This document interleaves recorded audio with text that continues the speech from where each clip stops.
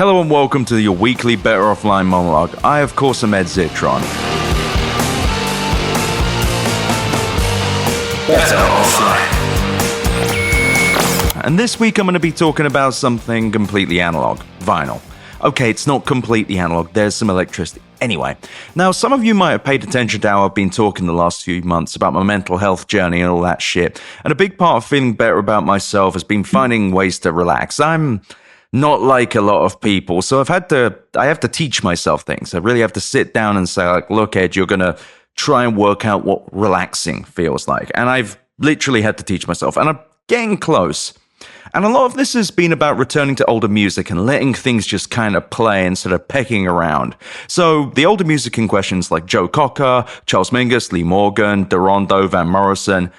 And as part of this, I decided to get into vinyl because I was walking around with my dear friend Tori Elliott at Wired, and she said, we're going to go on a field trip. And I said, I don't like change. Where are we going? She took me to Music City Inn in New York City, and it was just full of vinyl. And I thought, you know what? This looks like fun. I want to get one of these every week I'm in New York. So I have been doing so. And it's been great. Genuinely, it's been wonderful for me. And I want to kind of walk you through why and how vinyl works, because surprisingly enough, there's not been a ton about it. There's been a lot of audio pervert stuff, and there's been people saying, oh, vinyl's having a resurgence. Fuck all that. I just want to talk about listening to it. So if you don't know how it works, it is delightfully analog. And I did not know how it worked before, so I had to look it up. So a record player is made up of a few pieces. The platter, where you put the record, the belt that spins the platter, the spindle, which is the thing that you put the record on, like the hole in the record goes on that, the motor, which turns the platter to spin said record, and the tone arm, which holds the needle, or the stylus, which sticks onto the record and goes along the grooves of the record, sends the signals to the cartridge, which is the little box on the top of the stylus that takes the vibrations and turns them into electrical signals that play music. Signals. We're not editing it. I'm just going to let that one fly.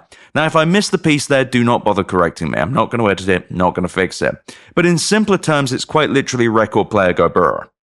Now, I basically only spend my money on Diet Coke and going to baseball, so I allowed myself a little bit of an extravagance. I got myself the Orbit Basic turntable from U-Turn Audio, which is the Wirecutter's budget pick, along with their Ethos speakers, which sent me back about $1,000. You can go cheaper on record players and speakers, but I think this is absolutely a place where you get what you pay for. Based on a little Googling, it seems getting a cheaper record player can literally destroy the records, because if the needle and the cartridge aren't good, it scrapes them. I didn't really understand why, but it sufficiently scared me. I'd also already bought the other thing, so it didn't really scare me that much. I should note that I got the Orbit Basic because it has a preamp built into it, meaning that you can just plug it directly into some speakers rather than having to get a separate amplifier. If you're not super technical, just know that this means I plug a red and a yellow cable, it's red and white maybe, into a speaker rather than a giant box that has a bunch of other stuff. I also got something called a Q lever, which is a little arm that delicately raises or lowers the arm and the stylus onto the record. You need one of these. You must have one. My ape-like hands would probably just shove the needle repeatedly into the record, destroying a beautiful relic of the 60s. Anyway, all this took about 10 minutes to set up, and it was mostly because I was learning how record players work as I went, and also I was on 2 hours of sleep. I'm 39 years old, I shouldn't be taking a red eye. You have to loop the belt around the platter, which is the round bit, and then click some stuff into place, then connect the speakers with the cables that come with it.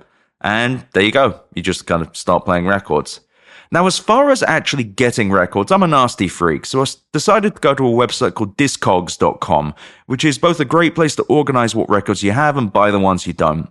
I decided to get a selection of classics from the 60s and 70s, originals. Joe Cocker's with little help from my friends, Charles Mingus's Black Saint and the Sinner Lady, Lee Morgan's Cornbread, Van Morrison's Moon Dance, in part because I wanted to hear them as they were played on release, and in part because these are all records that came out when my mum was in her 20s, which is when I moved to New York, so I was kind of like, fuck it. Play records like my mum. I also got a few newer records and remasters of things like Queens of the Stone Age's Songs for the Deaf and working with the Miles Davis Quartet, as well as this insanely high-end limited edition pressing of Miles Davis's Kind of Blue, because I was curious and I had some Amazon credit. Now, the reason I got such a selection was I was curious whether things sounded different based on how old they were, and whether the whole vinyl sounds better thing was a myth, and the answer is yes, they do sound different, and no, it's not really a myth at all. The originals from Mingus, Morgan, and Morrison all sound different. Old, but not in a way that's crackly or bad.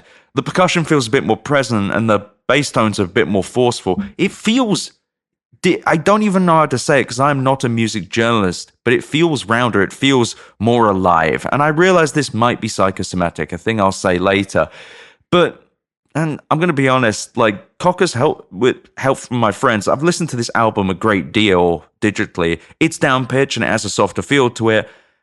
And it just sounds different in a nice way. Describing sound with words is difficult, which is why I'm not a music journalist, but the way these record plays was and is incredibly special. And what was heartening was even the cheaper, by which I mean $30 records. I got like Herbie Hancock's Empyrean Isle or Art Blakey's Caravan. They still played marvelously.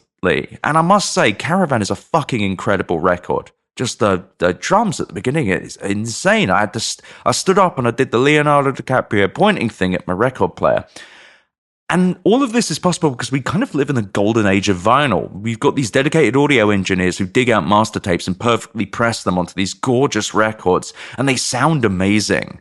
And my favorite example of that is this UHQR pressing of Miles Davis's Kind of Blue I mentioned earlier. And it came from this company called Analog Sounds, and it just sounds insane. Like the instruments are in the room and Miles Davis is watching me write a post saying, what if Anthony Bourdain saw JoJo's Bizarre Adventure? I don't think Miles Davis would love that. I think Charles Mingus might have liked JoJo, but I don't think Miles Davis would have. This is based on my very thin knowledge of jazz history. Email me if you have any thoughts about this, what famous musicians would or would not like JoJo. But nevertheless, the UHQR stuff is insane. I'm going to put a link to them in the notes. There's a story from the Times, I believe, about them. It's just, there are people dedicated to vinyl right now, more dedicated than any tech CEO, and they love it, and perhaps it will destroy them like a cursed amulet, but they have found this incredible way of recreating music, I guess, if you could even call it that, and it sounds just bonkers. I've already ordered a few others because I really wanted to hear Steely Dan's Dirty Work on an extremely expensive vinyl, and I'm not even being sarcastic. That song is a complete banger, and if you disagree with me, you're simply wrong. I love listening to vinyl. It's changed how I listen to music for the better. The convenience of digital audio means that I have this kind of bad habit. I imagine some of you do as well. I skip around. I repeat songs. I find myself stuck in these musical ruts where I'm just listening to one or two songs again and again and again because of my emotional state, or because I want to feel a certain way, or because I want to sustain a mood or banish a mood. And while that can be useful, it kind of takes the fun out of music at times. Vinyl obviously naturally forces you to sit with at least one side of it. And I found myself keeping going regardless, like I'll flip it over. Now, Redditors and engineers will argue that vinyl does not sound better, but I, a moron, fully disagree. I've listened to LPs, I'll Sleep When You're Dead, maybe 100 times in MP3. That album even got me through college. Without it, I would have probably got on the train out of Aberystwyth and simply never returned. Wouldn't have gone back to London either. But that album helped me.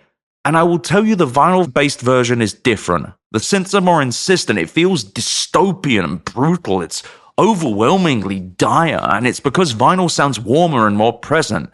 And I don't know if this is all in my head. I really do not. But I am someone that is naturally a bit cynical, and I'm just having more fun listening to music than I ever have in my life. Instead of those loops, instead of finding myself kind of just using music as a tool, as just a thing that exists in my life, it's become this deliberate, not even mood setter, because sometimes, you might feel like an album, you don't feel like a song, and you'll find yourself really enjoying something you didn't really think of. Marjorie, off of With a Little Help from My Friends, for example, a song that I, on my MP3s, would skip every time, has this warm Hammond organ shit to it that just sounds marvelous. And you can also talk about music in this incredibly insufferable way, like I am right now, but I don't know, insufferable or not, I'm having the time of my fucking life with this. And I really recommend you do too. The ritual of putting on a record feels good. The sound's amazing. And we're in this digital age defined by convenience over joy, and it's a deliberacy and a way of focusing more. Even if it's on in the background, it feels more significant. I don't know. I'm talking in the wanky way that I'd usually make fun of AI people for. But this is music. You can be emotional. You can be esoteric with the things you love. You're not hurting anyone telling people that vinyl is superior or makes you feel better, because it is a very personal experience, and you can, quite literally, travel back in time. You can pick up things from the 60s or the 70s and hear it as they were then. And yeah, there are some crappy vinyl pressings. I'm hearing that No Doubt's Tragic Kingdom just doesn't have a good vinyl release, which sucks because that's one of my favorite albums. But it's helping me return to albums I love and listen to them deliberately and with just a whole new, different soundstage, I guess you'd call it. I don't know. Whether or not this is exact or not, whether it's anything more than just the ritual and the environment that's making me feel this way, I feel fucking good doing it. And I just cannot recommend it enough. Give it a go if you've been considering it. I've found peace and happiness in LPs, and I think you will too.